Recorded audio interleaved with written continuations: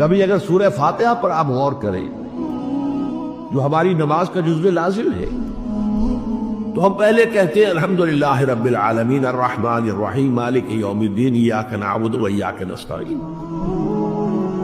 یہ ہدایت تو ہمیں پہلے ہی ملی ہوئی ہے. پھر جو ہم کہتے ہیں اہدنا الصراط المستقیم، اللہ کو ہم نے پہچان لیا، اسے رب العالمین مان لیا، اسے رحمان مان لیا، اسے رحیم مان لیا، اسے روز جزا کا حاکم مطلق مان لیا.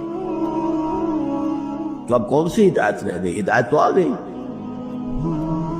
اب اصل ہدایت جو درکار ہے وہ ہے جو ریلیونٹ ہے آج کے دور میں، جو اجتماعی نظام ہے انسانوں کا. اس کے لیے انسان بالکل بے بس،